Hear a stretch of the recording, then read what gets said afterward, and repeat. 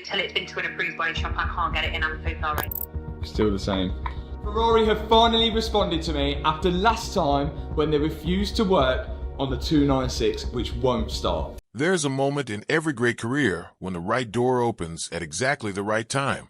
Not because of luck, not because of connections, but because the person standing at that door has spent years doing something so consistently, so authentically, and so well that the people on the other side of it had no choice but to take notice.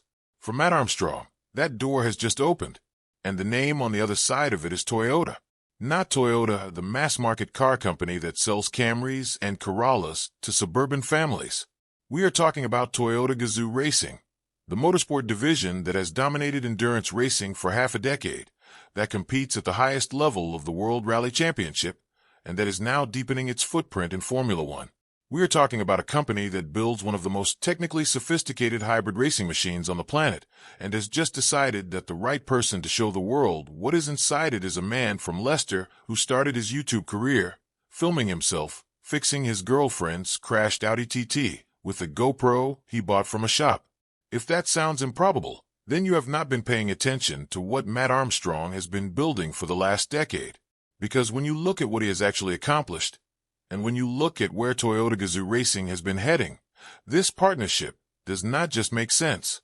It is the most logical thing either of them could possibly do next. And when you understand what this deal looks like in practice, and what it means for the automotive content world at large, you will also understand why it makes Bugatti's response to him look defensive, and Ferrari's silence look short-sighted. Let's start from the beginning, because context is everything here. Mat Armstrong grew up in Leicester, England, in a household where cars were not a luxury or a hobby. They were a language. His father worked on vehicles in the family garage, and Mat absorbed mechanical knowledge, the way most children absorb things, through proximity, repetition, and a growing sense that understanding how something works is one of the most satisfying experiences a human being can have. His first serious athletic pursuit had nothing to do with cars. Mat competed professionally in BMX under a Mad Gear Pro sponsorship, traveling internationally to events in France, Germany, and Dubai, building a career on skill, consistency, and a willingness to push himself into territory that most riders would consider too risky. Then, at the BMX World Championships, he dislocated his shoulder. The injury was severe enough that the joint became chronically unstable, dislocating randomly and without warning, even during sleep. For a discipline that demands the kind of explosive, full-body commitment that aerial BMX competition requires, that was effectively the end of the road. What followed was the kind of grind that most people who now watch Mat's videos from the comfort of their sofas have no idea he went through. He worked at Halfords, the UK retail chain selling automotive and cycling products. He took shifts at Evans Cycles. He worked evening hours at an Indian restaurant in Leicester while spending his days doing mechanical work. He held down multiple jobs simultaneously, putting in the kind of hours that leave very little room for anything that is not either work or sleep. He also spent time working at Graham Good Motors, a Ford performance specialist in his home city, which exposed him to higher performance vehicles and gave structure and direction to the mechanical instincts he had been developing since childhood. None of this looked, from the outside, like the foundation of a media career. It was just a young man with a genuine skill, working hard, trying to stay afloat, and figuring out what came next. The YouTube channel he launched in April 2013 was originally intended as a BMX content platform, something he could point a potential sponsor toward. For years it had no real direction and no significant audience. Then his girlfriend Hannah crashed her Audi TT Mark II on her way home from work. The insurance company declared it a total loss. Mat bought the wreck back for £600, picked up a GoPro camera, and started filming the repair process without a production crew, without a budget, and without any particular expectation that anyone beyond his immediate circle would find it interesting. They did, because what Mat Armstrong was doing on camera was something that the entire ecosystem of professional automotive television, with its multi-million-pound production budgets and its polished presenters and its carefully managed manufacturer relationships, had never quite managed to deliver. He was being honest. He was making mistakes and showing them. He was working through problems in real time, explaining what he was doing and why as he went, and producing results that were genuinely impressive without ever pretending that the path to those results was clean or straightforward. The audience that found him responded not just to the content, but to the person behind it. And from a 600-pound salvage Audi, something significant began to grow. To understand why Toyota Gazoo Racing is now paying attention to Mat Armstrong, you first need to understand what happened when he took on the most high-profile rebuild project of his career, a crashed Bugatti Chiron Per Sport owned by American creator Alex Gonzalez. The Chiron Per Sport is not a car that exists in large numbers. Only 60 were ever made. When Alex crashed his, and the insurance company settled the claim, he bought the salvage back from auction for approximately $1.9 million, a steep reduction from the car's intact value of $4 to $4.5 million, but still one of the most expensive purchases Mat had ever been associated with. The damage was extensive: front-end gearbox, transmission mounts, deployed airbags, cracked carbon fiber panels, destroyed headlights, structural frame damage. A car that, to all appearances, was genuinely finished. Bugatti flew a technician from France to inspect the vehicle and agreed. They declared it a total loss and quoted approximately $1.7 million in parts alone to carry out a factory restoration, a figure that came remarkably close to what Alex had paid for the wreck in the first place. When Alex declined that offer, Bugatti responded by locking the car's VIN number in their global dealer system. Every Bugatti dealership in the world was now prevented from selling official parts for this specific vehicle. The manufacturer had effectively blacklisted its own car from its own supply network. Mat flew to Miami and started working on it anyway. What followed was one of the most watched automotive rebuild series in YouTube history. The team improvised at every turn, using CNC machining, three-dimensional scanning of damaged components to create replacement CAD models, and bespoke fabrication for elements that could not be sourced through official channels. Mat noted during the project that certain airbag components in the Chiron share part numbers with components used in the Audi A3, a detail that says something quietly devastating about the distance between hypercar mythology and engineering reality. Then Mate Rimac, the CEO of Bugatti Rimac, made a personal video on his own social media channel responding directly to the build. He explained the company's position, outlined the safety concerns around private structural repairs on vehicles of this engineering complexity, acknowledged that a fair offer had been made and declined, and said clearly that he personally enjoyed watching Mat's content and held him in high regard as a creator. Mat responded in his own video with obvious, genuine disbelief that the chief executive of one of the world's most exclusive automotive companies had taken the time to personally address something happening on his YouTube channel. The blacklist was partially lifted after the threat to manufacture replacement parts through three-dimensional printing demonstrated that the parts exclusivity was not as absolute as it had initially appeared. The car was eventually started for the first time since the crash, and the sound of that moment echoed across automotive media in a way that no sponsored video or factory press release ever could. But here is what the Bugatti situation actually reveals when you look at it clearly. Bugatti engaged with Mat Armstrong from a defensive position. They were reacting. The manufacturer spent months trying to limit what he could do with a car they had already written off. And in doing so, they drew global attention to both the rebuild and the question of why a manufacturer would fight this hard to prevent a damaged car from being saved. It was not a bad look for Mat Armstrong. It was not a particularly good look for Bugatti. Before the Chiron, there was a project that established something important about what happens when Mat Armstrong's work reaches the right people. In September 2023, Manchester United forward Marcus Rashford crashed a Mansory-tuned Rolls-Royce Ray Black badge near the club's Carrington training ground. The car had originally cost approximately £750,000. It had fewer than 1,000 miles on the clock. The insurance company wrote it off. Mat placed the winning bid at auction in early 2024, paying £185,000 for the wreck. The damage turned out to be significantly worse than the auction listing had suggested. The engine would not start. The Mansory-specific body elements were extraordinarily expensive and difficult to source through normal channels. Mat ended up purchasing an entire second Rolls-Royce Wraith purely as a donor vehicle to access affordable original parts. An additional £90,000 added to his total outlay. By the time the car was roadworthy, He had spent over £400,000 across the purchase price, the donor car, the Mansory components, and the labor. More than half the cost of a brand new version of the same car, invested in bringing back one that had been written off entirely. There was also a security protection system locked through the insurance claim process that prevented normal ignition. Rashford's management team, who had been following the build on Mat's channel, reached out directly. They provided the security code, sent over spare parts from their own storage, including a spare key, Mansory floor mats, a Mansory grill surround, and various original accessories.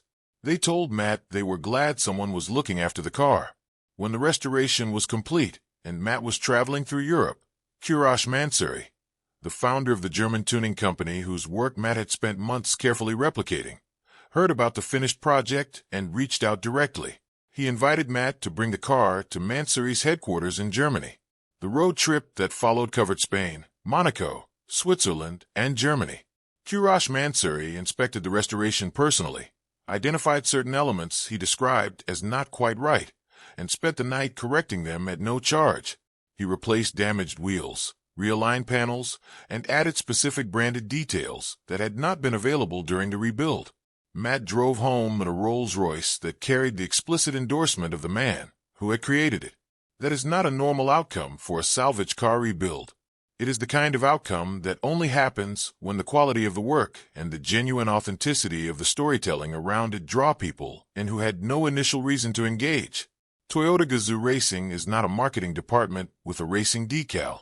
It is a genuine performance engineering program operating at the absolute top level of global motorsport, and its record over the last several years demonstrates exactly what that means in practice. The endurance racing results alone are extraordinary.